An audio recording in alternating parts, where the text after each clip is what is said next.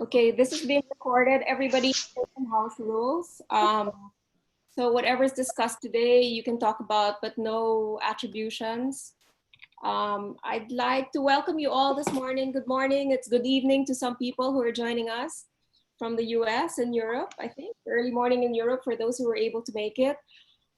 Thank you for joining us for this Manila House webinar on race. I'm Bambina Olivares, and I do all the programming, the members programming, the arts and culture and education events in Manila House. I'd like to acknowledge at this point our partners for today, Asian Society. I think Joy Alantay, the Executive Director of Asian Society, is with us today. Thanks, Joyce, for making this happen too. And I'm going to, before we start, I'm going to introduce our distinguished panel. We have 6 panelists joining us today, and I'm going to start from all over. And I'm going to start by introducing you to former Ambassador Harry K. Thomas, who joined us from a Black Lives Matter protest, right? Ambassador, you joined recently. So for those of you who don't know, Ambassador Harry K. Thomas Jr. is served as ambassador to Zimbabwe, the Philippines, and Bangladesh. He retired in March 2018 with the rank of career minister after more than 3 decades in the Foreign Service. Ambassador Thomas also served as executive secretary and special assistant to Secretary Rice, Director General of the Foreign Service, Director for South Asia at the National Security Council, and Director of the Operations Center. Next, I'd like to introduce you to Lila Shahani, who is also, who was recently the Secretary General of the Philippine National Commission to UNESCO. During the Aquino administration, he was Assistant Secretary and Head of Communications of the Human Development and Poverty Reduction Cabinet, HDPRC cluster, which covered 26 Philippine government agencies dealing with poverty development. He was also a spokesperson of the Interagency Council Against Human Trafficking, and prior to this, she was Assistant Secretary and Head of Communications of the National Anti-Poverty Commission. She has a long and distinguished career in civil service, and she obtained her graduate degree in Brown University, received a master's degree from the Fletcher School of Law and Diplomacy at Tufts University, and is now a doctoral candidate at Oxford University. And I'd like to introduce you next to Vince Rafael, who is a professor of Southeast Asian history at the University of Washington, Seattle. BA in History and Philosophy from the Ateneo de Manila University in 1977, and his PhD in History at Cornell University in 1984. He's trained in Southeast Asian history, European intellectual history, and anthropology. His research interests include areas such as language and power, the politics of translation and literature, comparative colonialisms and nationalism, the social history of media and mediation, critical theology, empire, race, and gender. He's the author of several books. Much of his writing has been on colonial and post-colonial Philippines and the United States. Next up is Laura Varallo de Bertotto, who is the CEO of VMV Hypoallergenics, a Filipino company. She is an international feminist with an MA from Brown in English and American Lit. Also has a bachelor's degree in Brown in semiotics and English and American literature. The PhD candidate, UC Berkeley, in ethnic studies. Joyce Mahlatini joins us fresh from her yoga class. Joyce is a Zimbabwean living in Manila. Born in Zimbabwe, she studied also in Zimbabwe. She's an early childhood educator. She taught kindergarten in Zimbabwe and then moved to Thailand as an English as a second language teacher. There she discovered yoga, did yoga teacher training in the States, and started teaching yoga. She taught and lived in Thailand, Kenya, Mexico, Indonesia, and currently lives in the Philippines. Finally, I introduce you to Kalia Belonia, who is a half Black American and Filipina. She was born in Maryland, USA in 1999, and shortly after moved to the Philippines. Her family was always moving around in the Philippines and eventually settled in the South. She took up information technology in the University of Perpetual Health, and she decided to stop to take care of her child, who's now 3 years old, and she's also now a full-time model. So thank you everyone for joining us today, and I will start with Ambassador Harry Thomas. Thank you, Ambassador. Thank you, Bambini, for having all of us. We really appreciate it. It's good to see some old friends. The only thing you left out of my bio is that my wife is from the Philippines, so very important to me. And Joyce, sorry I didn't get to meet you in Harare.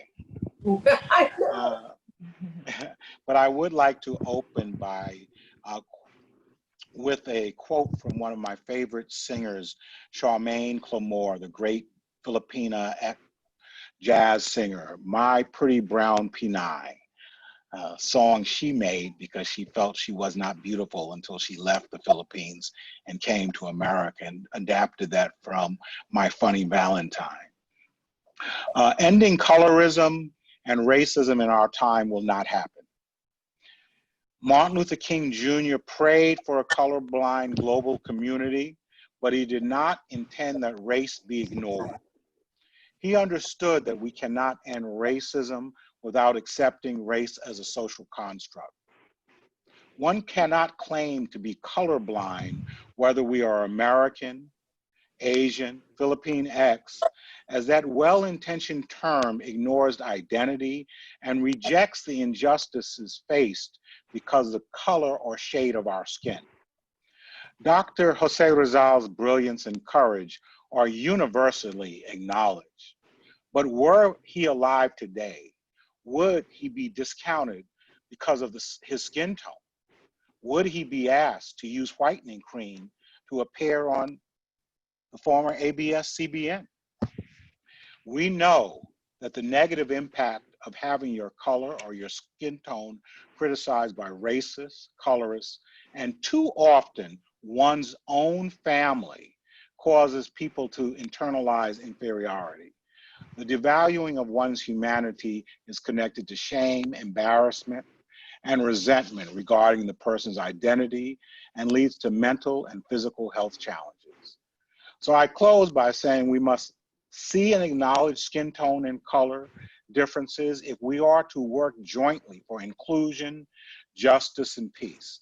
Just as we must critically improve access to physical and mental health. And I would like to offer condolences. I know there were brave Philippine officers killed in Jolo, where our family is from. It's a tragedy. And I would like to thank the brave Filipinos who protested, took a knee for Black Lives Matter. And Bambini, the reason that my wife and I went to join the march outside the White House is because our son said he couldn't wait to come from Manila to join us in the protests. So we thank him for that also.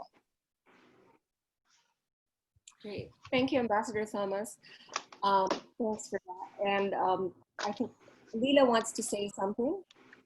Lila? Yes, thank you, Harry. Thanks, Bambina. It's great to be here. I just want to start by saying that, you know, I've lived in so many different countries.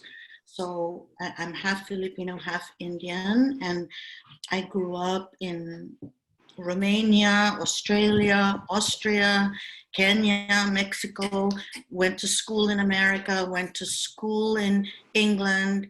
And in my experience, all the countries I've been to and all the countries I've studied have their own particular way of racial othering and xenophobia. And I know when I was in college, they used to say, well, only white people can be racist because they carry with them institutional power. So a Black person can't be racist, white person. So I just want to make a distinction in the terminology that people of color are very xenophobic and they're very racially discriminatory. I just distinguish between racism and racial discrimination by saying that racism is about power. I think we've all had terrible experiences with racism in different ways. I remember being called a Bombay, an Indian, in a Chinese school I went to. My brothers have been called Bombay all their lives. In Australia, my first day of school, these kids tried to put my head down a toilet because they said that my skin was the color of shit. That was very deep. And then in Vienna and Austria, my brother got pushed down a bus because he wasn't white by an old white lady, you know, and it's deep, but I think it's not about what happened to people personally. It's I think the discussion needs to be about systems and institutions and structures. And I realized that my entire education has been primarily European or American. So everything we studied in high school was about Europe. And the great thing about college in America was that we started to read women of color and, you know, other things. But the painful reality that we need to accept is that a lot of Asians are deeply xenophobic. Filipinos, you know, would routinely tell me I had the right kind of nose because it was long. On the other hand, they were like, you're Bombay. And I think they did that to my brothers.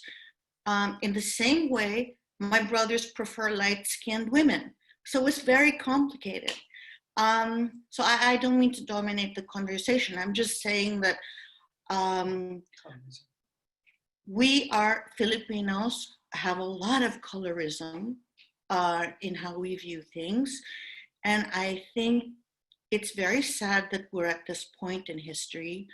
And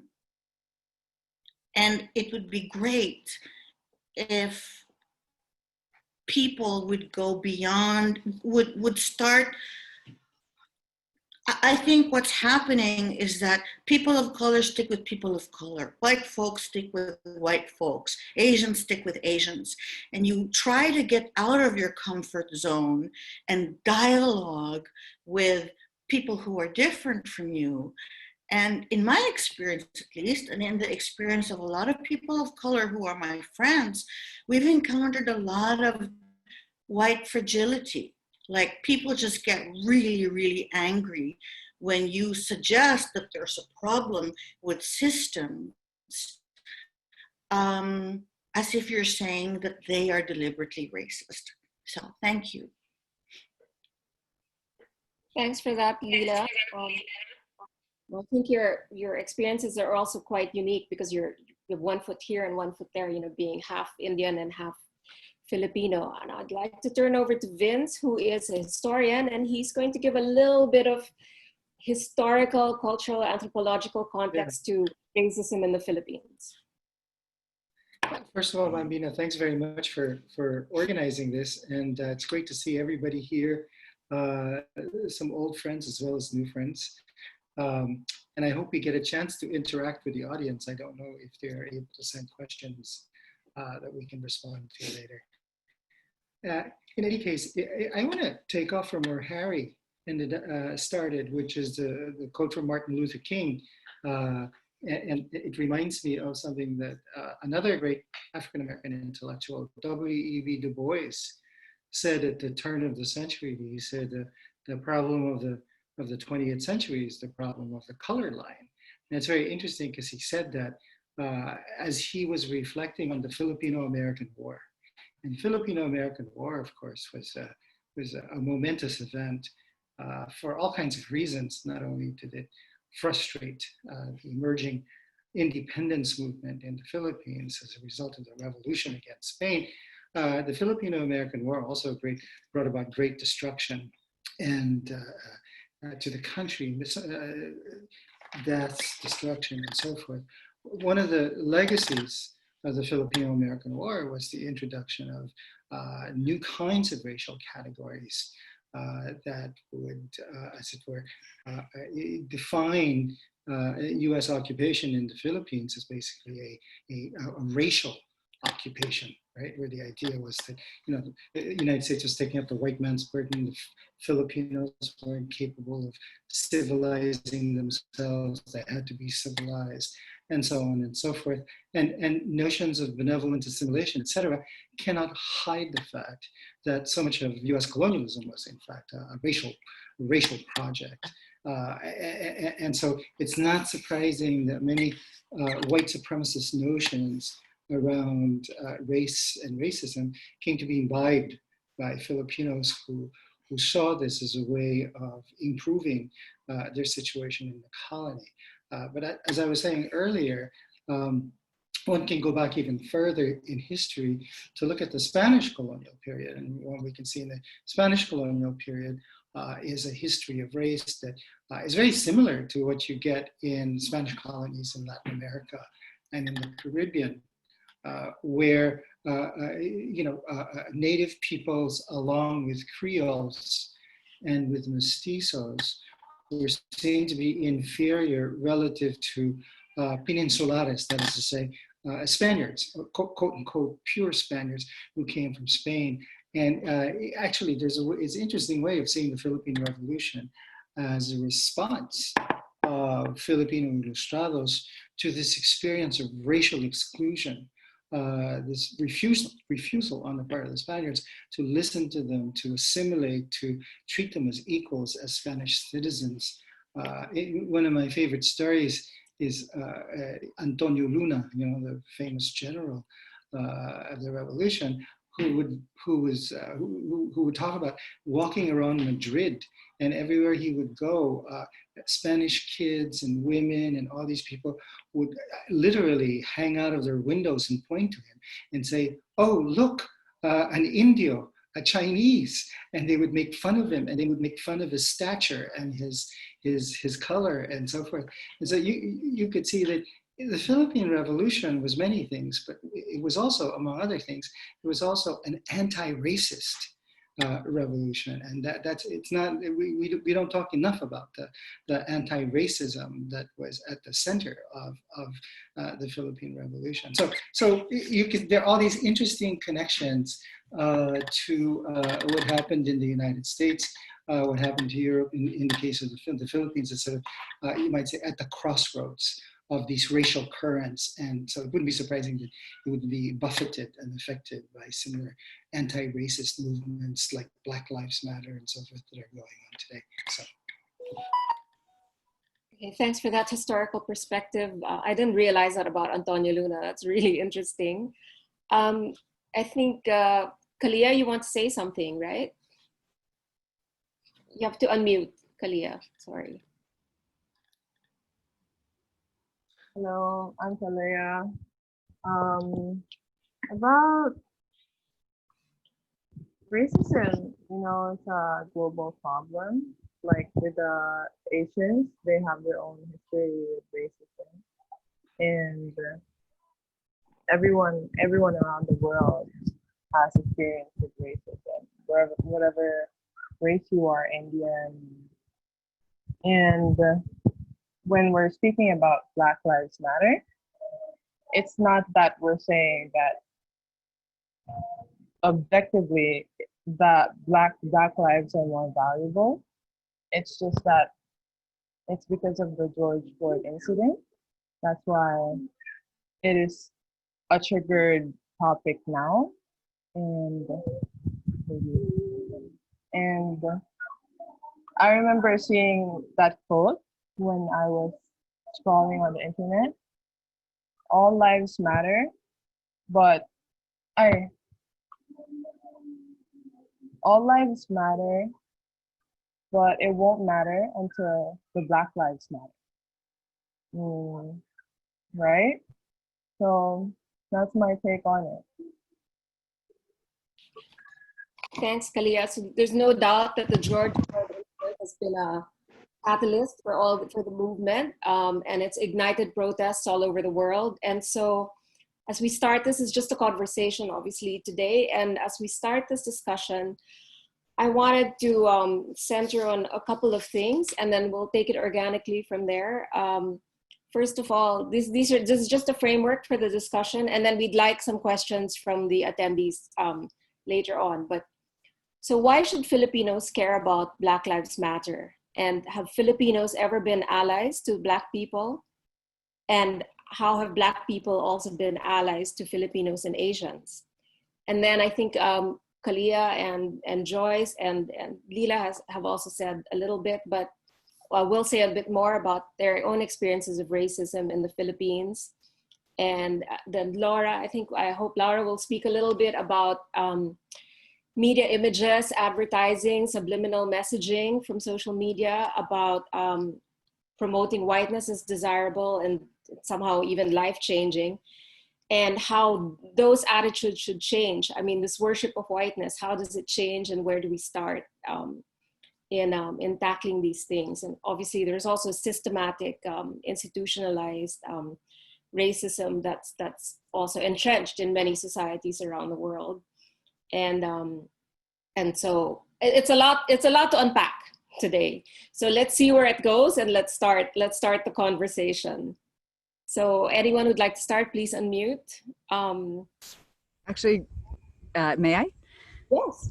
On this issue of why Filipinos should care, about Black Lives Matter. So one of the things that I found really sort of eye-opening when I finally went to study in the United States was learning how so many of these systems of oppression are actually related. Lila touched on it, Vince touched on it, Harry touched on it, so did Kalia. We have a caste system in India. We have colorism in the Philippines. There are different methods of looking at other people as less than or even less human because of their gender, sexuality, color of their skin, etc. I think what is the more nefarious success of a lot of this stuff is making us believe that we have differences that should be respected, but a lot of the things that take power away from people and keep them away from opportunities, all of that stuff is related. So if you're homophobic, chances are there's misogyny right behind it, racism, etc. As Filipinos, I don't think enough of us realize, as our brethren overseas Filipino workers, our immigrants who work in the States or other countries, they too are often subjected to exclusions or other injustices. I figure that, the more Filipinos understand, everyone really understands all this stuff is related. If we can fight for each other, I think we'll end up with, hopefully, we'll be able to move the needle a little bit more for more people. You know what I mean? I keep saying you can't be a feminist and be a homophobe. Like human rights, you don't get to pick who's human. I think it's important to understand that a lot of these otherizations and oppressions, they really are related. And what changes is the moving target, right? So that's my 2 cents. Anyone want to react or add to that?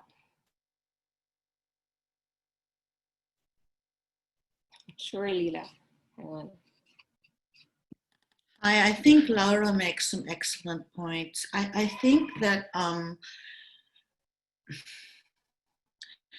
everybody is acting as if suddenly there's so much racism in the world and it's in America, and I guess what I've been trying to say to people I know is that this has been going on for centuries, and we need to look at history, and it's really demoralizing that people don't necessarily feel any great need to read or study history a lot of the time. And I think it's impossible to talk about racism unless you're willing to understand structures of power. And that's a very deep conversation, but I think Black Lives Matter is very interesting in the sense that everybody is saying, who are the heroes? What are the monuments? What is the race, class, gender, sexual orientation of what is being monumentalized? Who gets to write history? Who is it always the political victor? And I think the conversation about monuments in the world is that, my God, there's so many Confederate monuments, you know, and this week I'm a member of the International Council on Monuments and Sites, the Philippine chapter, and we're going to be having another deep conversation about what has been monumentalized in the Philippines, and what is and who, which classes. And I think we need to realize that there are master narratives in the writing of history, and there's a muting, and a rendering of invisibility to other voices that are not part of that white male social elite narrative. Thanks. Joyce, you'd like to say something? Yes, hi. So I was just going on what everybody's been saying about xenophobia. Like, I've lived in so many different places and have experienced all manner of racism, discrimination, bias, you name it, I felt it. And to speak in particular, speaking in the Philippines, I always tell people when I first came in the Philippines, I first came to the Philippines in 2009. I had gone to a grocery store to look for toiletries. And pretty much every lotion, every soap bar that I came across had with skin whitening. And I was like, okay, I'm not really looking to whiten my skin. And I remember driving down Itza, and there was this picture of this lady who had hair similar to mine, but not quite. And she was almost as dark as I was. And that was the before picture. And then next to it was another picture of her with straight hair and a little bit lighter, and that was the after picture. And there's always been that sense of, you know, white is right, life is gonna be great. If you're white, you're gonna get married, run off to Paris. And as a dark girl, I'm like, what? I wanna go to Paris too. And as people, I think individually, when I meet people, people are amazing. Once they get to know me, they're really lovely. They go out of their way to help me. But I think someone mentioned the system. The system, not so much. Working here to try to, like in some ways, it impedes my living as an individual adult woman. Because, for instance, I cannot get on my company's payroll. The reason for this is some countries, the reason they give is we can't let some countries get on the payroll. And as a regular Joe in the streets, I don't understand that, because I'm not my country. I'm just a person trying to get on with my life. So the way I have to live my life is I have to ask my friends, can you buy this for me? Can you send this money for me? And then I give them cash, because I cannot be trusted to own an account or anything like that. And especially coming from Africa, people have this view that Africa is just one big country and all Africans are alike. I lived in Thailand for a long time, and I was planning to go to Thailand for a holiday. And I remember going to the embassy to apply for the visa and was given a whole laundry list of things that I needed. I was like, I'm only going for 3 days. I'm not looking to immigrate to Thailand. I just want to visit for a holiday. And the lovely lady at the embassy looked at me and she said, you should be grateful that we are letting you through this door. We don't allow the others to come in. And I'm like, what others? She's like, the other Africans. You have a work permit, and that's the only reason we are seeing you. And we have to ask all of this of you. And so I said, but why though? Why do you not let them in? And why do you have to ask this of me? And she said to me, calmly, look me straight, because Africans do bad things. And so I took my passport, I said, thank you, and I left. Yeah, I think that's quite a frequent refrain now. We keep hearing as more things come out. It's about how Africa, Black people are otherized and made to feel less, or there's always, and I think it's maybe a little bit presumptuous to say, but one of the exports of American culture is that sense of discrimination as well. That you know, it's emphasized in culture, in the movies we see, the books we read, and all that. It's like Black equals criminal, Arab equals terrorist, Asian equals hardworking. You know, it's all these things, and they affect us because they affect the way we see ourselves and we see other people.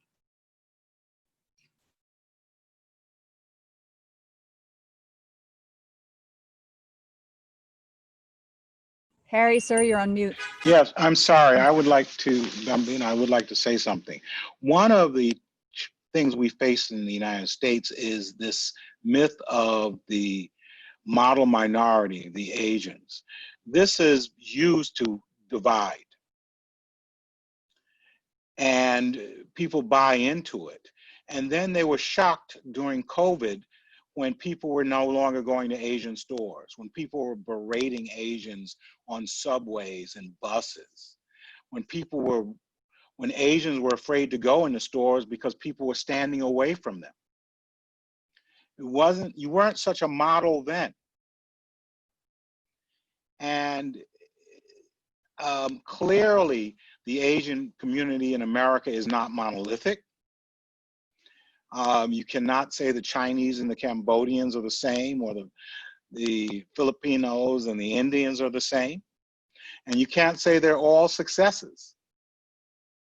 You know, by whatever you, no more than they're all successes in their indigenous countries.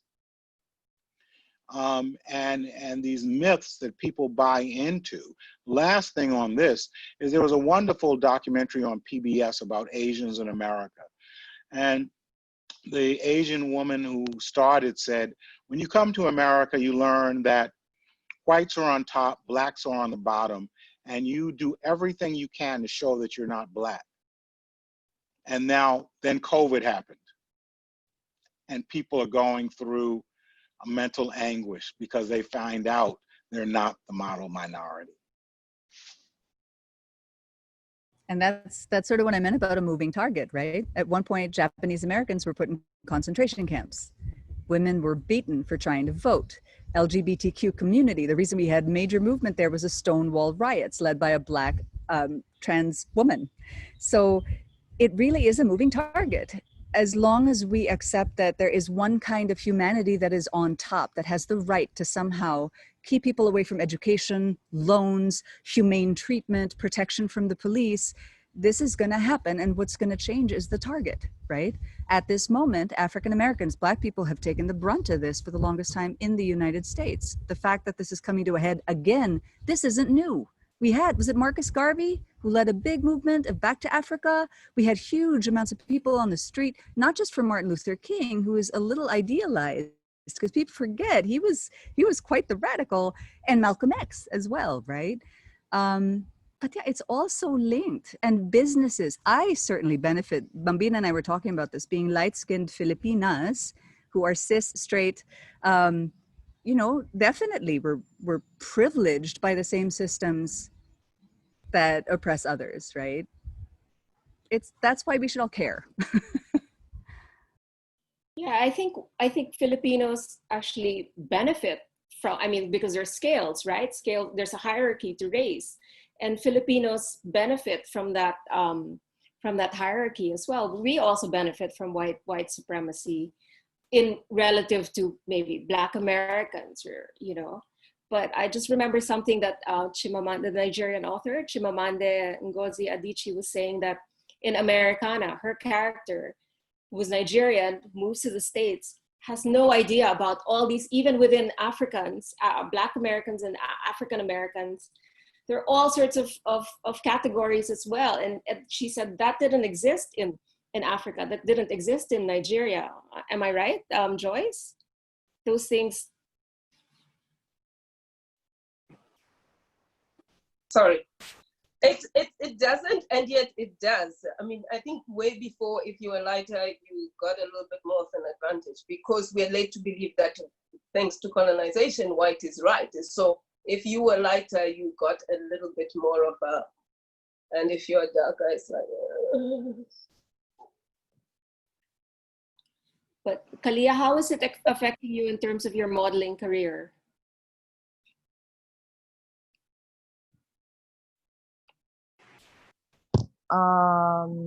About being a Black American or the COVID situation? Well, I suppose both. I mean, in terms of your work, because you're obviously different here, right? Your look is very distinctive. Yeah. Well, I remember there was this one time I went to this casting, and when I got there, well, obviously my agent told me to go there, so I wouldn't go there if he didn't tell me to. When I got there, this person looked at me and said, "I didn't know that we were looking for black looks or talents." So I was so offended, because why would you say that? I mean, so, well, it didn't really bother me, but for a while I was offended because I know that I am different and there's really nothing wrong with being different. So I just left, I remember. But that's not the worst experience I had here in the Philippines, because I remember when I was younger and I mean, I just started school. I think maybe I was like 5 or 6 years old, and older people from like my school, like from higher batches, would call me names and make fun of me because of my skin tone, and I was only like what 5 years old. So I was thinking, just being here when I was like 5, 6 years old, I was only being here for like 2 years or 3 years. So I was thinking, okay, I am different, but years and years after years, I grew to finally stand up for myself and just to think that here I am different, but it is not just only me that is black. Other people relate to my story and other people understand. But so I think that everybody is different. Their traits, their dislikes, beliefs, and I think that's what makes like each and every person extraordinary. But if you don't mind my asking, maybe it's too personal, but you have a Black American father.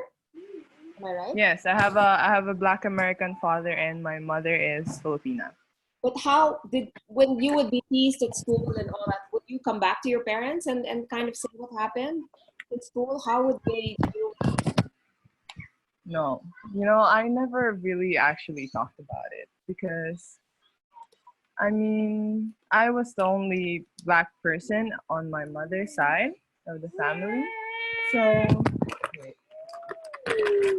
it was very sensitive for me. But I don't really know why I never talked about it. Maybe I'm not really just that close to them. So, yeah. But I had some good friends who I talk about it to, and whenever such an incident happens, when someone insults, they stand up for me. So I know that I'm not alone on it, and people know how I feel. They might not understand the situation because they're not in my place, but they know and they feel for me. Okay, thank you. I'm sorry what happened to you. I mean, but it's, you know, I think it's quite like Lila, you were also saying yourself in a Chinese school, they were also, you know, making fun of you and your color, right? I mean, it's, how do you do it? How do we confront this now in a way that's sustainable, that's authentic, and not just tokenism, right? That I think would be the challenge now. Yes, Joyce.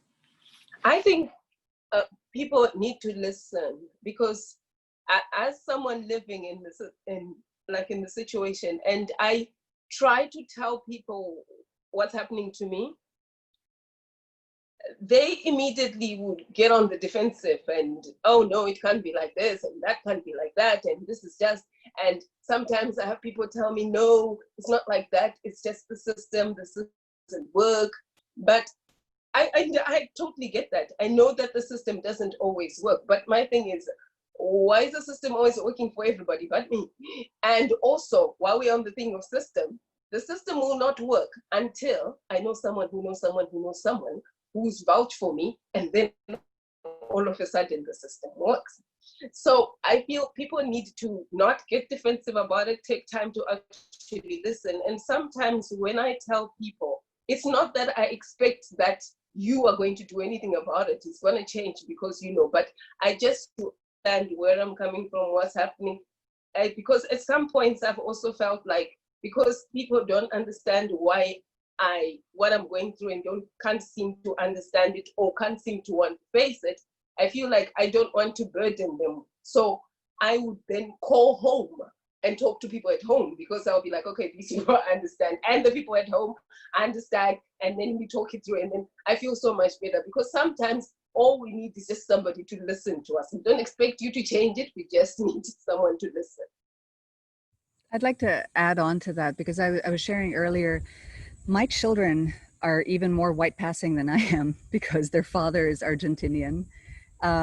And a lot of my friends in the States have had to have the talk with their children about being a Black child in a police state and how to be careful going out because people may want to shoot you, which is an awful conversation to have. The conversation I chose to have with my children is, sorry, in a nutshell, my suggestion for this particular thing was we do need to talk about it. And I do actually applaud Manila House and Asia Society for making this venue so we can talk about it. In addition to just talking about it, however, we have to take on the onus of learning about it. I know so many people who were like, well, I don't know. I'm like, well, you know, it's not like you're not spoiled with a choice. Millions of pages have been written about this. The documentary 13th is one of many, many. You can learn. It isn't up to Black people or subjugated people to have to educate you all the damn time, right? Me on my end with my kids, the conversation went, because I think it is healthier to talk about it, right? You are gonna be assumed as white. You need to know you're Filipino, but you're pale ass Filipinos, right? And what this means is through no fault of your own, because you were born into these circumstances, you will have a certain amount of privilege. You might be allowed to cut in line. You might be allowed a certain better treatment. Your job is to know that's not okay. Your job is to understand why this is happening, and your job is to speak up when you can, because the people who are not being treated like that have a lot more danger if they do speak up, right? But I do think there's something to be said for cross the Rubicon. Get yourself awkward, get yourself educated, do have these conversations with our kids, and bullying and all of this stuff, you know?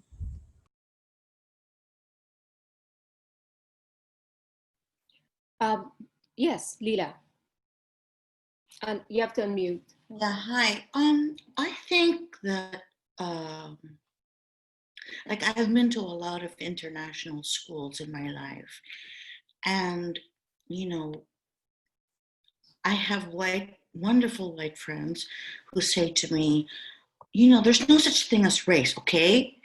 And there's the human race and there's the canine race, and that's it. And I'm like, I don't know where to start. And it's like, listen, maybe there's racism in the world, but we never had it in our school. You know, it's ebony and ivory and kumbaya, okay? You're fucked up. You know, there's something wrong with you for what you're trying to say. I've never looked at you as a person of color. And it's like, I think that, you know, for those of us who have been talking about, for all of us who've been talking about this for decades, it just feels like our educational systems have failed us at some level. And I've been thinking very deeply about it. But Amen, amen. like can you hear me? Can you guys hear me? Yeah. I did my master's thesis on the impact of education on ethnic violence. And I really saw how educational syllabi, like how the Tutsis looked lighter than the Hutus, and the terminology of cockroaching, how it was used, you know, the symbolic annihilation, if you will, in the text, and the textual invisibility. So that's why when I was at UNESCO in the Philippines, I really engaged with the Department of Education. And I said, listen, you guys, because the way education is in the Philippines is there's a very limited understanding of who is the other. Okay, like it's kind of like, oh, there are the Muslims, and then there are the persons with disability, and then there are the poor. Okay, so we're going to teach the Muslims about themselves, and we're going to teach the persons with disability about themselves. And I was trying to explain, no, you have to put in the text, this high school book text, you have to put so that your English speaking, Tagalog speaking, lowland Christian Catholic would realize how they stereotype Chinese people and Indian people. So the education is not about educating minorities about themselves. It's about how do you stereotype the minority in the mainstream textbook. I mean, in all my research, high school is absolutely critical. You know, because of course, you know, there's a lot of neurobiological and a whole discussion about when does racism begin? Is it education? Is it intrinsic? You know, do white babies automatically not like black babies? You know, it's a very complicated discussion. All I'm saying is that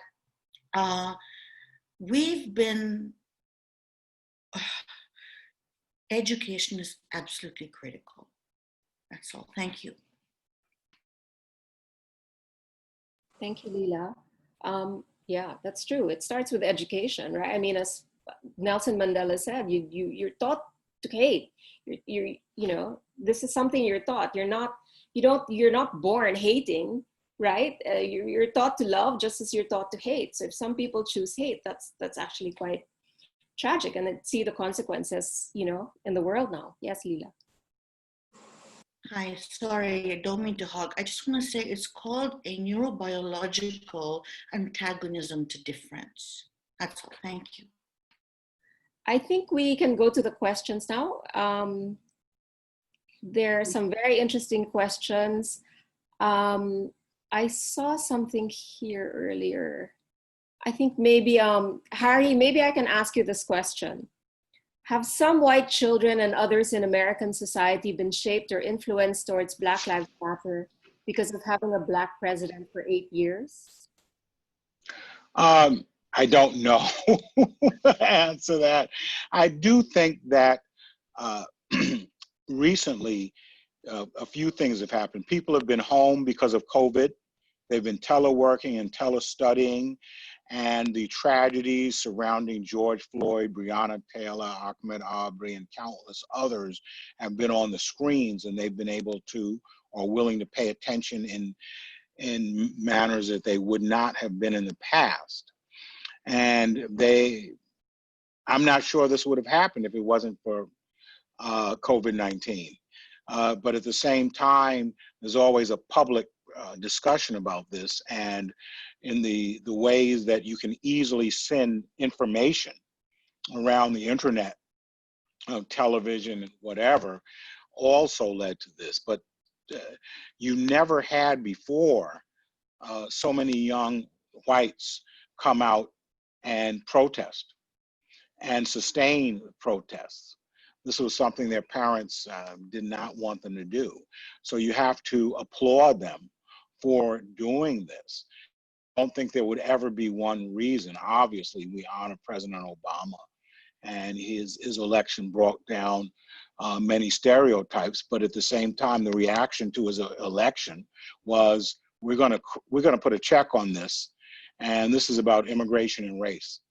And what always puzzles me with the Filipino Americans and the Filipinos who support him is they don't understand that this was aimed at you also. Non-immigration, no student visas, limited investment. You know, we're all one, but you can't be the other. Clearly, I 100% agree with Laura that you have to have discussions, and you have to have education, and then you also have to have plans, and there's never a one plan on what to go in the future. But these young people, multi-ethnic, multi-generational, are sustaining this, and they want change, but that has to go just like it would be in the Philippines, to Congress and the Senate and the president. Those are the ones that can make change, whether it's in Manila or Washington. I certainly think, you know, having a Black president finally was long overdue and might have opened some discussions. But as Harry pointed out, the backlash was insane.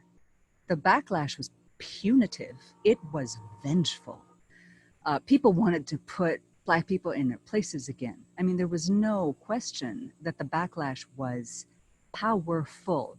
I think Harry also touched on something else, which is the ubiquity of mobile video recording devices probably played a role here, just like television did with the dogs and the water hoses back in Alabama and Mississippi for civil rights.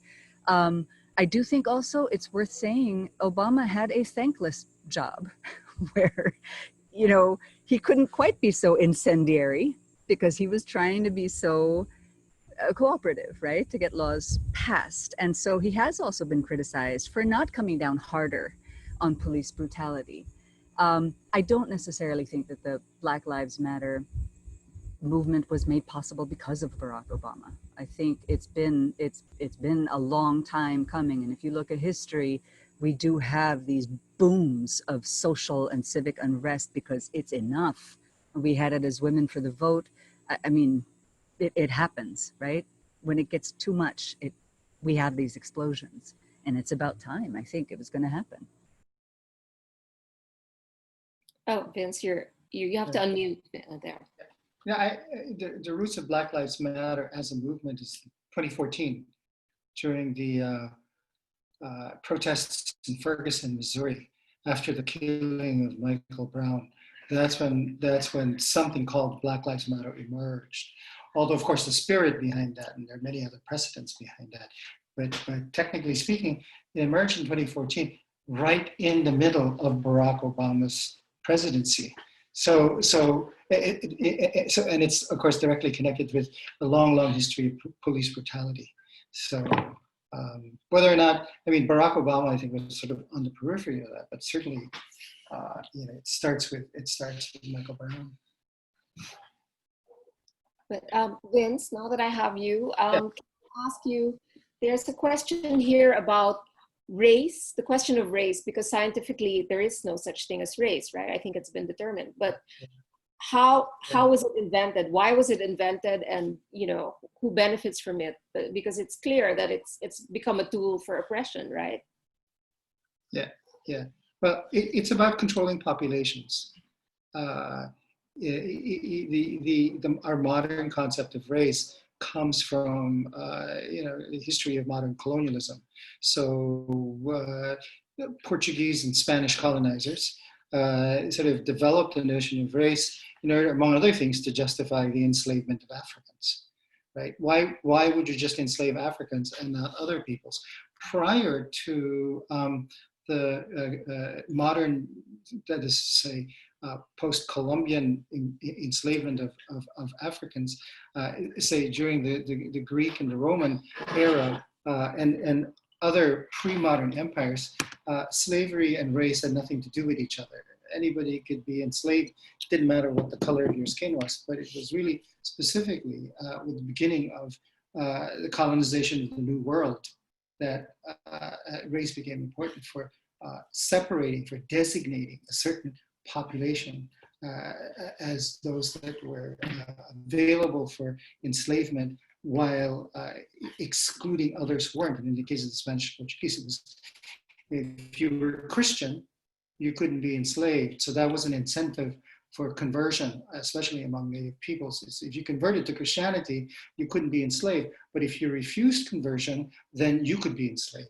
So the history of race and the history of slavery go together very, very closely, which is to say the history of race and the history of oppressive labor regimes, because that's what slavery is. It's a very oppressive labor regime, right?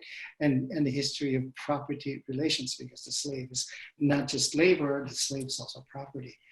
So if you put all those three things together, then you begin to understand why people would get invested in the spurious notion of race, even if there's no reality to race, but they would get invested in the notion of race because all of a sudden they stand to profit from it. So to eliminate the notion of race, you need to eliminate all those things that attach to it and give people certain kinds of advantages and power over others.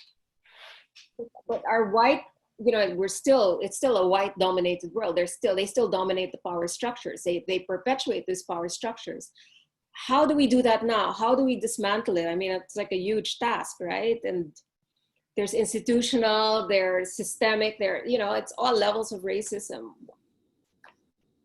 What incentive is there for them to, to not be racist, to be actively anti-racist? Yeah, that's a really key question. And I think this is where the Black Lives Matter movement have contributed. But alongside that, there's also been a lot of sort of discussions around the connection between race and capitalism. That addressing racial inequality requires that you also address income inequality and all these other inequalities that are constantly being produced by a capitalist system. Because again, race and capitalism come together, they're attached to the hip, at least in the history of the modern world, wherever you go. So the thing that I think what's interesting that's going on right now is, and one of the reasons why, wait a second, my rice is boiling. Sorry. That might be my favorite moment right now. I just find that so genius. These geniuses and the rice. It just makes me so happy. This is all kinds of joy this morning. God bless. Amen. Keep preach, Vince. Go. Yeah, no. Just very, very quickly. I think what's really interesting about Black Lives Matter, and this is to go back to the earlier issue, why now? Why this interest in race? I think the interest in race comes alongside the interest in all sorts of other social justice issues, right? That people are beginning to realize, and this is the connection to COVID is also very interesting. People are beginning to realize that the virus has impacted people of color, particularly African American communities, tremendously. And so, in that sense, people of color suffer not just from health disparities; they also suffer from racial disparities. People are making that connection that if you're going to have a better life, if you're going to move on to a more just society, you need to be able to address these issues of racism, of income inequality, of public health, of public education. And at the center of that is policing. Right? And really, when you think about it, what's triggered and what sustained these protest movements have been police brutality, because police brutality and the culture of policing has been at the cutting edge, as it were, of imposing all these inequalities, whether they're racial inequalities, social inequalities, gender inequalities, sexual inequalities. Policing has been at the center of that. So just this idea that maybe we should start with policing, and then and once we've addressed the question of policing, we can address all these other issues connected, as I said, with this whole range of other inequalities. Maybe if we start with race, then maybe we can address all these other issues connected with social justice. So, yeah. Hi, I just want to say, you know, a lot of my activist, academic, artist friends are all very depressed right now. So it's like we're sitting around saying, gosh, we're taking to the streets again, you know, and it's like, aren't we getting a bit old? And it's like, But you know, new generation. you think about, you know, Arab Spring, Prague Spring, Me Too, 99%, and so on, you know, all these, you know, and it's like, for me, it's very interesting because I have a lot of activist friends, but I come from a family that has worked in government. So I have this kind of very complicated view about social change. And I feel like we are always, we have to, and I think Harry would understand this, I've listened carefully to my mother about the importance of policy continuity in government. If you want long-term structural change, it's the technocrats, the bureaucrats, the legislators, you know, and sadly, it's always so political. It's like, oh, do you like this president? Okay, you work for this president. Then you hate the next president, so you leave, right? But then how do you fix it structurally? Like, I've been agonizing with Vince, and he's just like, you know, he and I have been tearing our hair, and it's like, how do you create political systems that are inclusive of race, class, gender, sexual orientation, religion, blah, blah, blah, so that they can neutralize the will to power of populists and greed, people who want greed and power. In other words, I think the UN was such an effort, right? It was like, okay, we're going to create some framework that's better than the League of Nations. We're going to create a framework so that everybody gets a voice. But then you look at power configurations at the UN, and it's like the Security Council has power in the way that none of the General Assembly does. So it's all about power. But I'm just saying that I think people need to go beyond protesting and try to work to fix systems so that they can neutralize these kinds of backlashes. Thanks.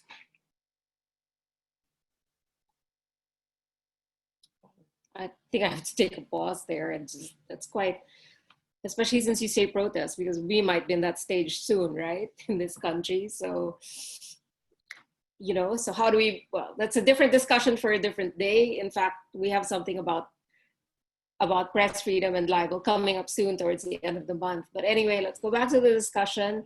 I have a question here for Harry Thomas. Ambassador Thomas, did you experience racism, overt or covert, while posted in the Philippines, or otherwise treated in a way that felt unexpected? No, I was the American ambassador, so I was viewed as American first and Black like, of course, for some people, they were shocked that President Obama, but really in reality, Dr. Rice decided to send me to the Philippines, and they thought it meant the Philippines. Some people I will not name, who were powerful in government and business, wondered if it meant the Philippines was being downgraded by having an African American sent there. That's just the fact. But I never experienced any negative things from the Filipino people. They were very kind and welcoming. And of course, I met my wife there. So that was a blessing. But I will say this, that I lived in a obvious diplomatic bubble. But this is not whether I, as an individual, experience. This is what did Joyce, what did Kaleo, what do the Amerasians experience? The wonderful Appleday app had many stories about the racism, colorism that he experienced.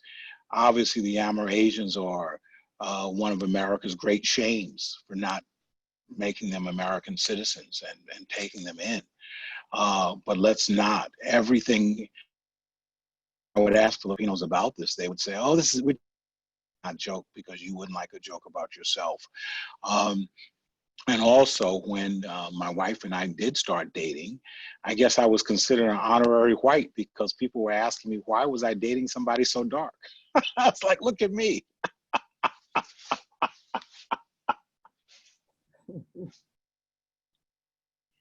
So how do we use this moment, and because of you're saying colorism, especially Filipino colorism, how do we use this moment to address the deep-seated prejudice around skin color? This is a question from David Guerrero.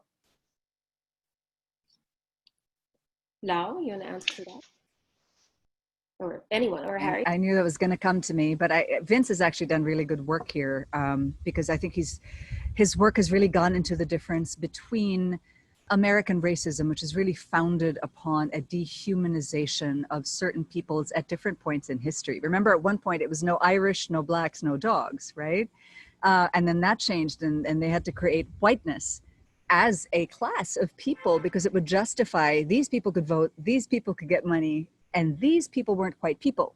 So then they could be segregated, right? In the Philippines, our history is decidedly different. And, Vince is back. I was saying he's done more work here than I have, certainly. My experience has been far more an interesting one on a personal level. I was sharing earlier how being Filipina here, I wasn't actually quite the correct white, but obviously I had all the privileges that one would think from being a pale Filipino.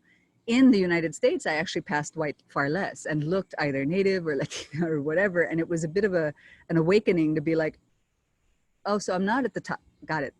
Okay, so I need to learn my place. Okay. Which was actually a blessing, right?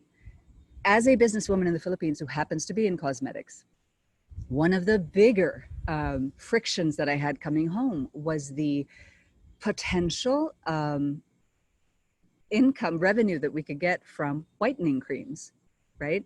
And what was interesting, my mother is a dermatologist and a dermatopathologist, and she's one of those hardcore old school researchers who does, the biopsies and the clinical studies and the peer-reviewed studies and all this. So coming at it from a purely dermatological perspective, we as brown people, pale to darker, we do have certain dermatological concerns. Among the top is melasma and hyperpigmentation, which is the big blotches that we have all over our body, including the underarm, right? From sun exposure, etc. However, that was not what was being sold.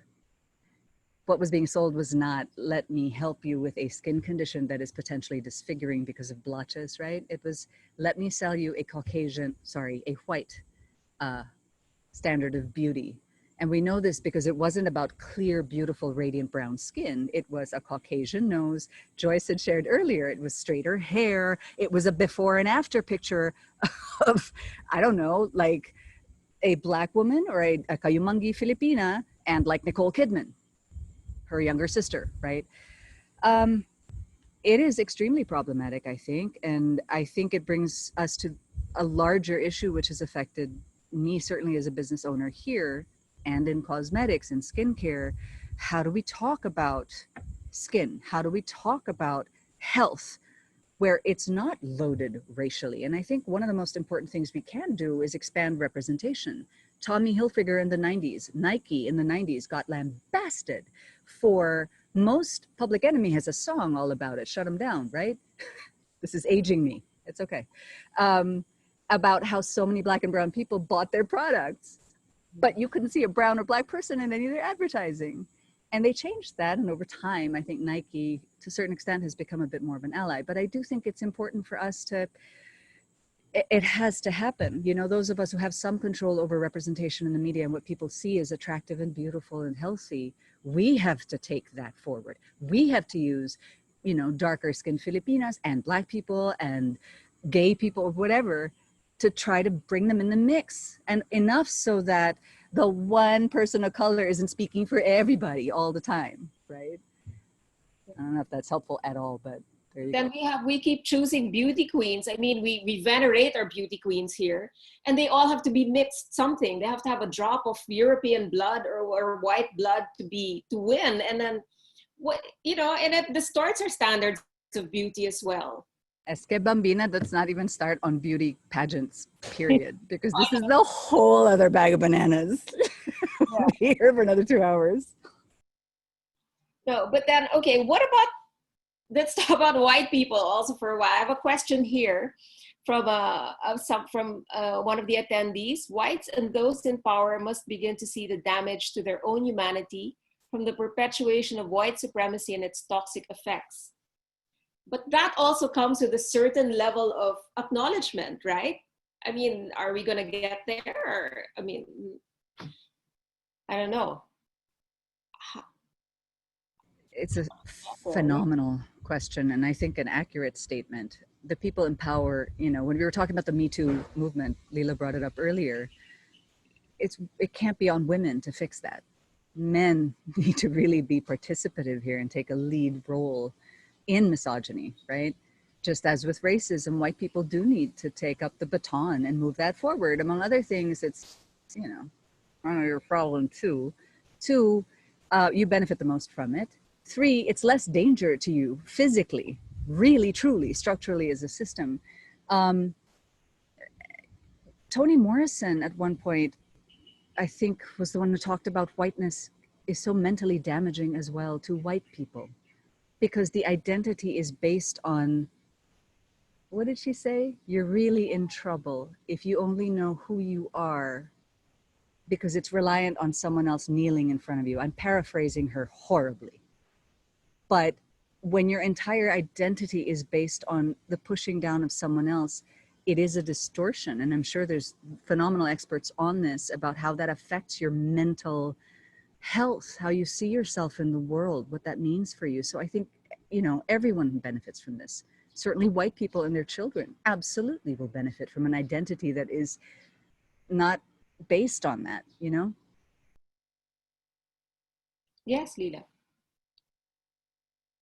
I think, you know, this idea that all of these minority groups are in this together also needs to be unpacked. Because, for example, I have a number of gay academic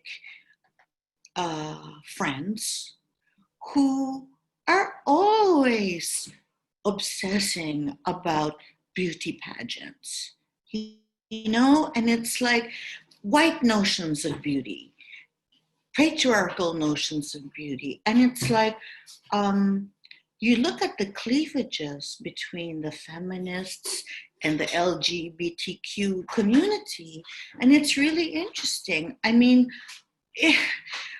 on the one hand, I support LGBTQ folks, many friends of mine, because they have experienced another terrible kind of othering in terms of sexual orientation.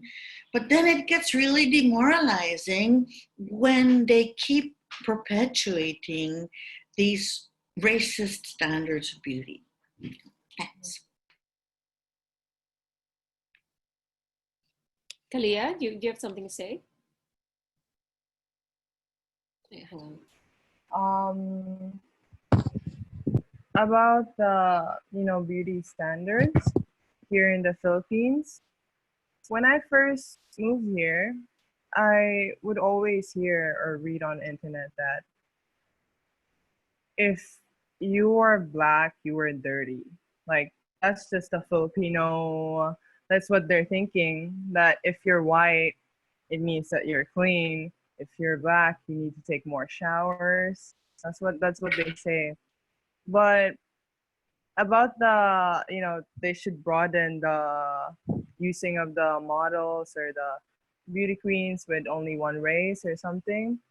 They should really do that because it gives us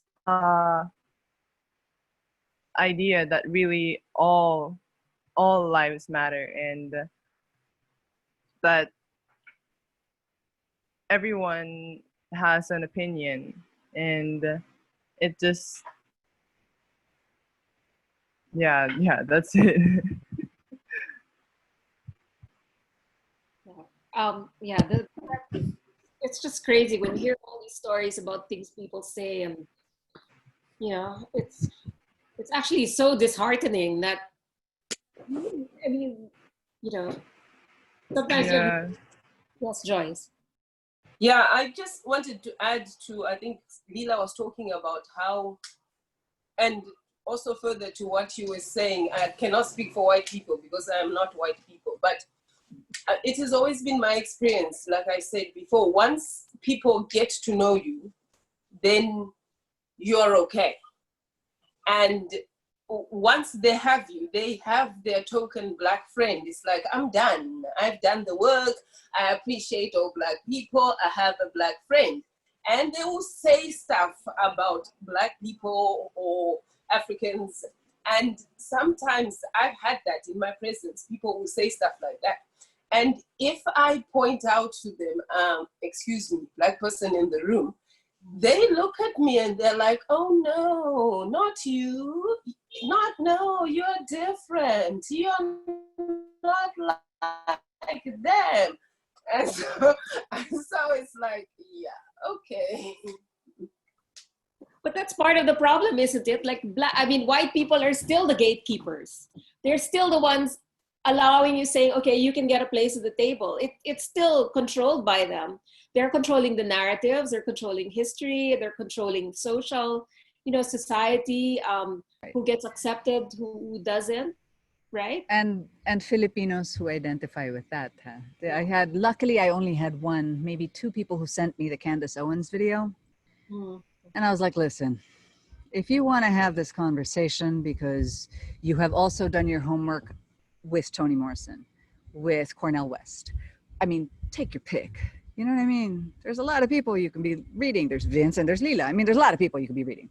If you want to then have a conversation about how Candace Owens maybe, and I don't know, neurosurgeon, Benson, what's his name? The neurosurgeon. Yeah, Ben Carson. Thank you. I'm so sorry. Totally blanking. It's age. If you want to know how they sort of fit in the spectrum and have a dialogue about that, fine. But if you've never actually read anything, watched anything, done any kind of self-education, and then you want to hold up Candace Owens as some sort of see? Like, well, okay. So I get that too. Like, the work really has to happen beyond trying to find the one or two things that maybe agree with your perspective that race doesn't exist, or people are just being maarte or whatever, right? It was an experience. More than a black square on your Instagram feed, right? Basically, yeah. Yes, Lila. You guys, I think what I'm very nervous about, having looked at these arcs of history, is that people are gonna get tired, and it's like, rant and rave on the streets, great. Pull down monuments, great, but then at some point there's gonna be burnout. And then it's gonna be like, oh, well, that's the way the world is, and that's why I'm saying we have to find a way politically to sustain this systemically and work on structures. And this is, in my experience, the problem is academics look down on government people ignore academics have no place in the table, you know, and I think we really need to make sure, like, I don't want what happened in Tiananmen Square. You know, I mean, that was such a beautiful historic moment. And then it's like, what? Now in Hong Kong, they don't have any more rights? You know, so I don't mean to expand the discussion beyond race, because I know that's what we're talking about. I'm just saying, at some point, we need to figure out how to institutionalize these activist sentiments of ours. That's why there are elections. Yeah, but elections are short term. So I want to sort of segue off of that or riff off of that, because I think Lila's pointing out something that's very real. And I hear it from all of my friends in the States as well. We're bone tired, you know? And there are a lot of questions that are sort of coming up about, yeah, but what next, right? And Bambina asked it earlier, what are some of the major sort of structural changes we can do? And the funny story I just want to share is coming out of my university, which was decidedly progressive in the United States. I joke that everyone who leaves within the first 2 years really suffers from an existential crisis of, do I lead a revolution in the mountains or do I sell out to the big bad system? And one of the ways I've personally at least come to try to navigate through that is every bit does count. Every bit matters. That is not to say that we should be satisfied with bits, because we shouldn't. But every bit does matter. Absolutely votes matter. Absolutely campaigning matters. Maybe even serving in government and running for government, right? But so does the conversations that you have with your kids, your friends, speaking up, getting out there. Company policies, how your company handbook is written. Are you still using genders? Maybe we should be using they. Our surveys to our customers, are we asking for sex at birth and current gender, preferred names? Are we asking for race and why, right? All of these things do matter. And I do think, you know, companies like Ben & Jerry's, the B Corporation companies are coming out there more forcefully. I personally think in a way that is, you know, more change-worthy than, say, Starbucks having a one-day workshop on race. But I do think also we cannot lose hope. We need to tag team, right? People need to be on the streets, and when they're tired, they need to know that they have backup.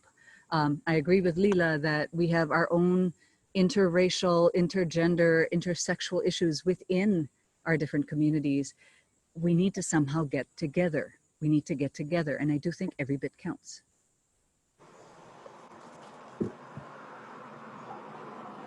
Sorry, Lila, I'm just jumping before you because I'm unmuted already.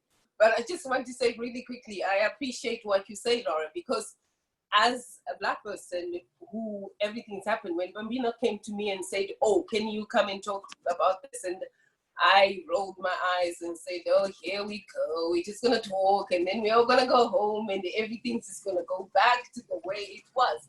And it does get to a point where you think, and I had instances of friends saying to me, oh, wow, you're going on this panel. How exciting. Maybe we're going to hear things that we do that annoy you. And I'm looking at them like, why do we have to wait for this panel to hear these things that you do that annoys you? It was just really funny for me. And I just, you know, and all I could do was smile and say, yes, okay, I'll be sure to represent. And before I go off, I have to mention, do not touch my hair. Everybody has told me I have to be sure to say that, because this is something that happens to me a lot when I'm just walking down the street minding my own business. People tugging at my hair. Sometimes they ask, and still I don't understand what's the fascination. But other times people don't ask. They just get right in there and they're like, and it's not just a gentle, it's like a proper yank, like, okay, that kind of hurts. And then one of my favorite things about all of this is the surprise, the genuine shock. Oh, it's so soft. Your hair is so soft. And then every so often they accidentally brush the skin, and then it's like, your skin is like a baby's, and they're calling their aunties and everybody else to have this. And I'm just standing there like, huh? Okay. But yeah, thank you, Lila. You can jump in. Hey Joyce, I totally hear you. I was telling the group that for the first time in my whole life, I'm letting my hair grow black again. And it's like, it's in much better condition now. But it's like all my life, my Filipino hairdressers were trying to make it straight, and they were trying to make it light brown so I would look more approachable. Like my look is just not approachable. So that's the first thing I want to say. The second thing I was going to say is that Vince said, well, you know, that's why there are elections. That's why we have to push for change. And, you know, I got to say, after 13 years in Philippine government, I've observed that social change takes a long time. And the problem is that everybody wants a return on investment in one political administration. Like, I mean, Noynoy Aquino was trying to do all these things, but it's like he only had a short term, you know, and it's like you can't fight poverty right away, you know, and like Obama. I mean, I'm critical of Obama's foreign policy. I think that he could have done more for poor Black folks, you know, but hey, I totally support him. But the thing about the electoral process is that it's just not a whole lot of time for social change. And I think in the Philippines, with the local government code, you know, your mayor and your governor and your congressman change every 3 years. It's like, for me, UNESCO, to try to tell them, hey, let's research the status of minorities and women in your community. Like, why would they give me any money? They'd rather spend their money on their next term. You see, so the problem is, I'm not saying elections are bad. Of course, they're necessary. I'm just saying, I've been tearing my hair about how to make these systemic changes. I Thanks. think it's both and. Whatever it is yes and. Yes, it's elections and. Hit the streets, yeah, and. Poetry, yeah, and. Right? And that really, just a quick thing, because I've seen some comments also in the questions and the Q&A. There's, I think the one danger as an individual is a self-congratulatory, but I'm not racist. I'm nice naman eh. I like poor people. You know, like, I think that if it was Angela Davis, right? It's not enough not to be racist. You have to be anti-racist. I think a very, very honest self-examination has to come. I think I need to get comfortable saying I have a boatload of privilege because I am potentially white passing. I am half white. I am straight. I am cis. As a woman, I certainly have other areas that I have to deal with shit that maybe a straight white man does not. But I do need to know what this affords me. And I do need to know how I benefit through no hard work of my own. I need to know that I won't have to worry about crossing the street in the United States when I see a cop, right? I do also think, to echo Harry here, it is far beyond any of our own individual experiences.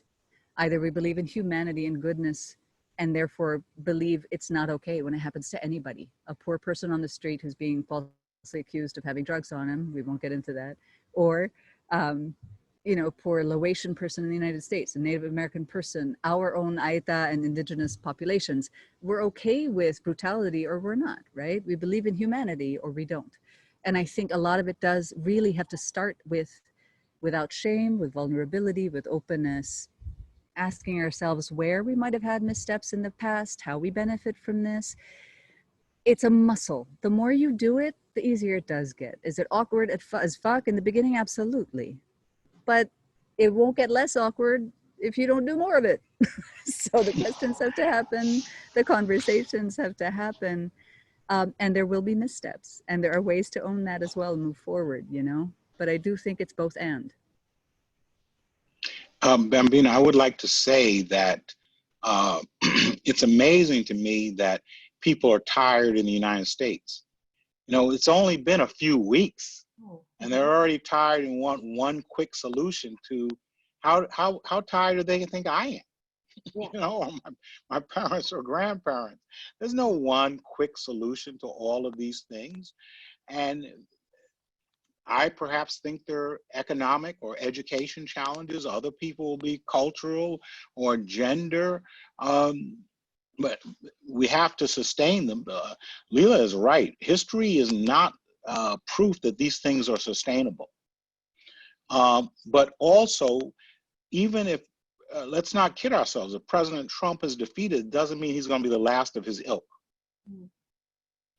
And that we also have to ask ourselves, why is Duterte popular? Why is Trump popular?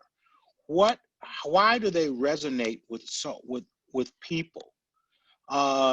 Joyce, why is Mnangagwa popular? You know, that you have to, you know, well, he was at one time, not today, but there's a reason they resonate.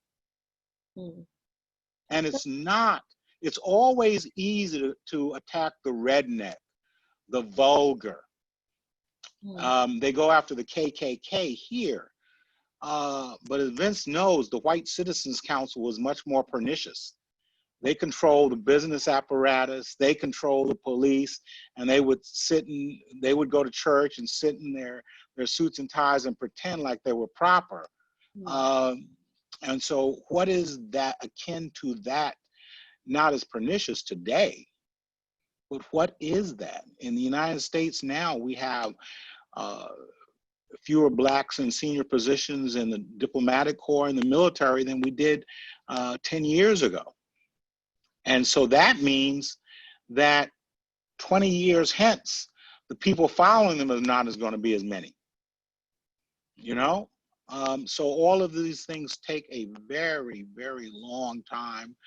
They're challenging, and we hope that this young generation finds ways to sustain it. But I will say this, my daughter from the Philippines and a friend's son from Bangladesh, whom I've known since he was a little boy, despite all of our challenges, they were lamenting that if they were back in their home countries, that they couldn't protest without one eye open, because somebody in the Philippine police or somebody in the Bangladesh police would arrest them, kill them, or come around their house. And we know that's true. It's not just brutality in America. And we know about police brutality in Zimbabwe, Joyce.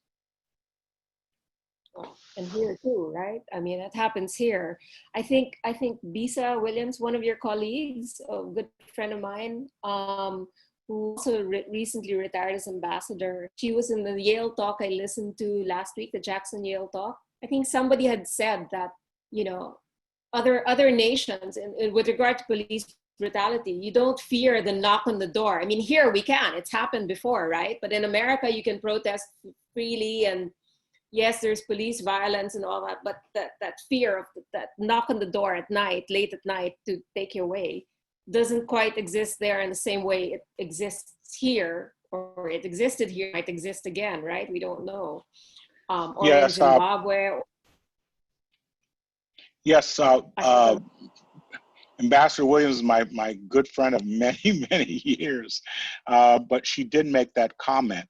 And authoritarian regimes around the world, the United States is not authoritarian. We fear that we are in 1933 Berlin, and we have to make sure it does not become authoritarian and go better. But again, why is Duterte popular? Why is Trump popular? There are reasons, and it's not just immigration and race.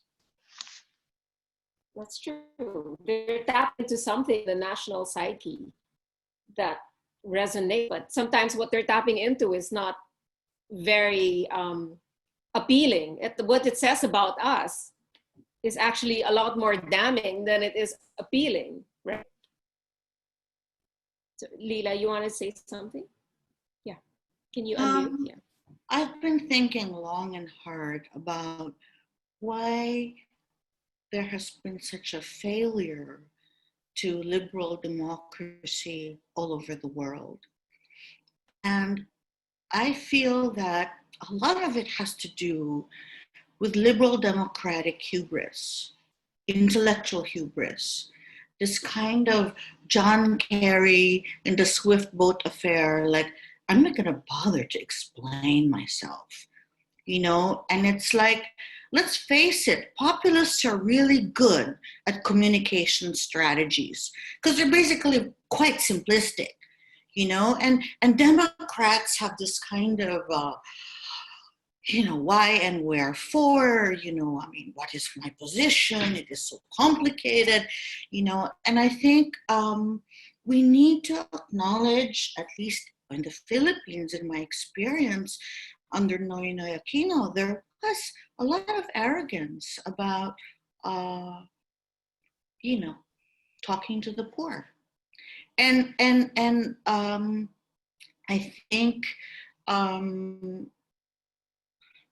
think the other thing I wanted to say is that part of the problem with this question, this deep question of why is there racism, is that a lot of people want, as Harry would say, quick and easy answers, when in fact the answers are really, really complicated and people have very short attention spans in the 21st century.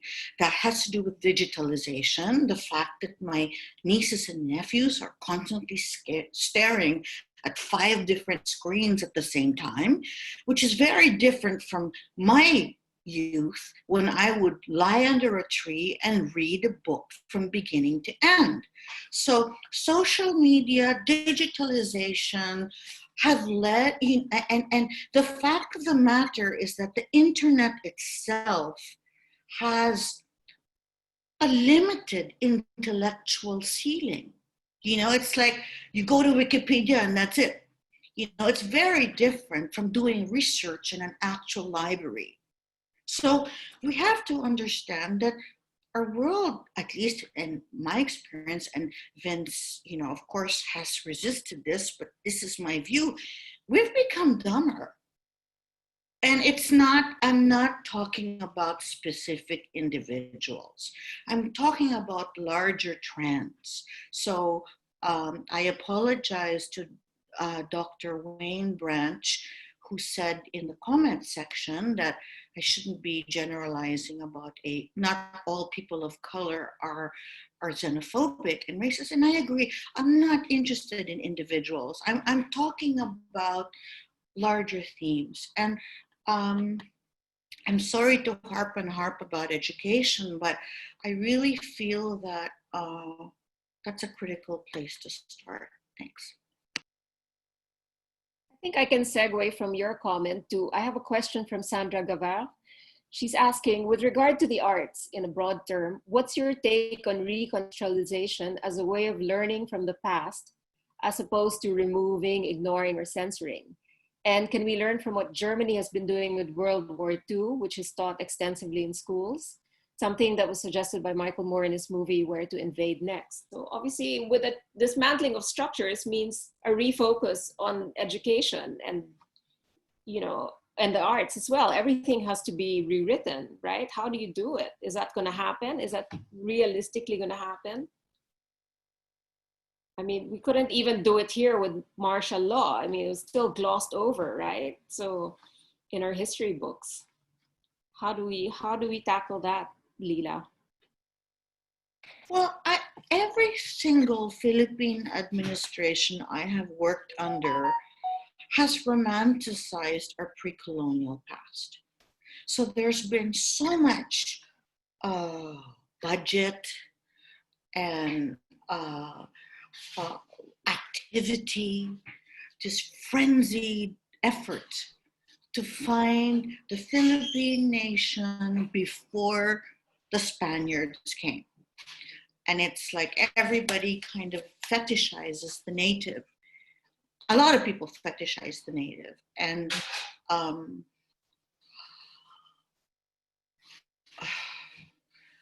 it's like Vince will tell you, you know, the notion of the Philippine nation is a recent construct. It's something that happened when the Spaniards came. So I think the whole trouble is that a lot of government people don't read academics, in my experience. And I'm not dissing them. I'm just saying that part of the problem, as far as I can see, is there's just so much intellectual laziness. It's like, I want to hear you for 5 minutes, okay? And then I got to go. And it's like, I'm sorry, but I don't even know how to give a 5-minute answer to these deep, deep questions you're asking. I think Lila, Ben, certainly Harry would have more expertise here, but from the little that I have read, after the war, it seems like Germany had a much more conscious, mindful, specific, and purposeful agenda that made sure citizens and children understood what happened and why they never wanted it to happen again. That certain symbols of Nazism are criminalized, right? They're not allowed. You could be fined, imprisoned, etc. I mean, I certainly don't want to idealize post-war Germany, but I do think that that kind of a certain level of mindfulness and purposeful approach to education and talking about these things is the minimum that should be done. I remember being in boarding school in the United States, and the civil rights movement had a chapter, and Native American history had a paragraph or a page. I mean, how are we supposed to grow from that? And there is nothing on whiteness. What does it mean? What is white identity? When did even the idea of whiteness happen? Yeah, I think that absolutely needs to make it in there, you know? Default. It's a default standard, Yeah. right? Exactly. Yeah. And in terms of monuments, you know, tearing them down alone without some sort of explanation behind why may backfire. Certainly having heroes of the Civil War that were against slavery might be a good idea to have up there as well. So someone else had posted here about brutal statues of brutal priests in our history in the Philippines sort of being erected also without any kind of comment around that. Lila would be the expert here. She's on, you know, the UNESCO board for this, but monuments matter. What we teach our kids, what's in our textbooks matter. What's in our advertising matters, right? All of this matters. So, but I think, you know, it's the starting point is having these conversations. I mean, we can't solve the world. I mean, as much as we'd like to try to, we can't solve the world's problems in one webinar, right? But hopefully we start a conversation. No, that's what I signed up for, Bams. What the hell? What? Now, so I have a question here from a graduate student going into, I'm as a graduate student going into my second year as the only Black person in Asian Studies department. Do you have any ideas or suggestions for starting these conversations among the department and its cohorts? How do I make people care, especially as the only person who's voiced the need for talking about these issues? This is like you, Joyce, what you were talking about as well. So how does he or she start this conversation? And how do we begin to care is, I think, the question here.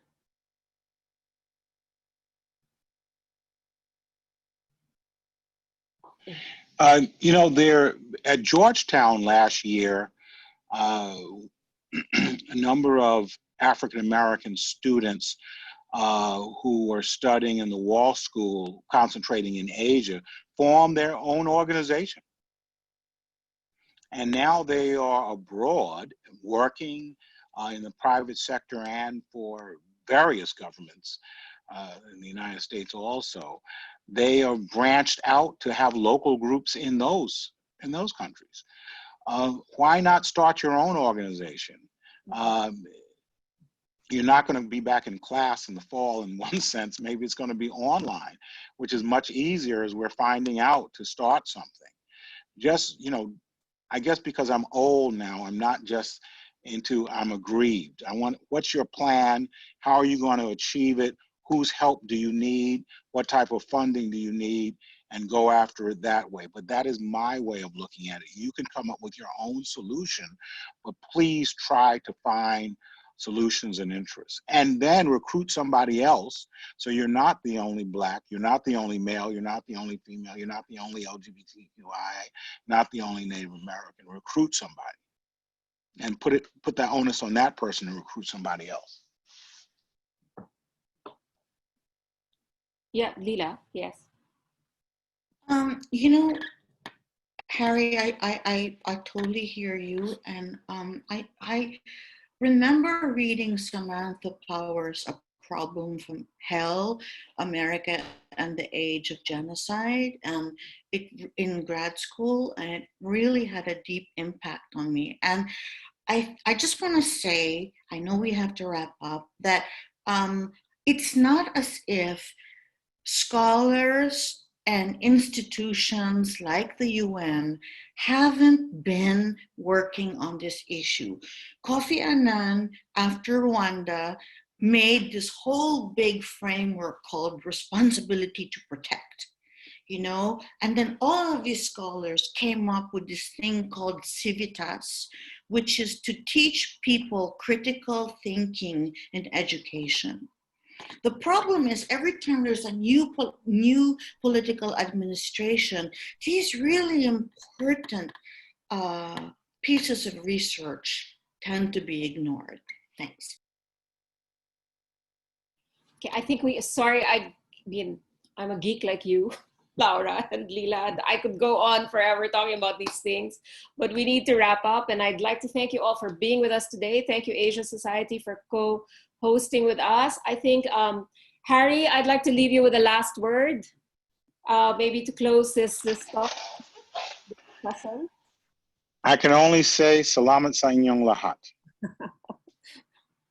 Thank you. Salamat rin. Thank you, everyone. And please join us. We have a couple of a couple of interesting webinars coming up. We have something with a French painter, Pierre-Marie Bresson, who's based in Cebu and is actually now in the south of France. That's next week. On July 13, we have a talk with about pandemics and the wildlife trade and how we can prevent the connection of the wildlife trade to disease. That's with World Wildlife Fund Philippines and Freelance Organization.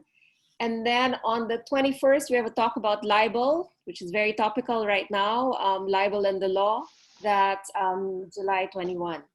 Thank you once again for joining us all. Members, please, if you don't know yet, Manila House is open, and we welcome you for dine-in. And thank you again, everybody, for joining us today. Thank you to our distinguished panel. And I think it's certainly leaving us with a lot of things to think about. I know this is a bit of a heavy discussion. It's not prescriptive, like, you know, or instant, but thank you. Thank you for joining us today. Grateful, grateful, grateful. Thank you, everybody. Be well. God bless. Stay well, stay Keep healthy. up. Keep up the fights. We got this. Bye, everyone.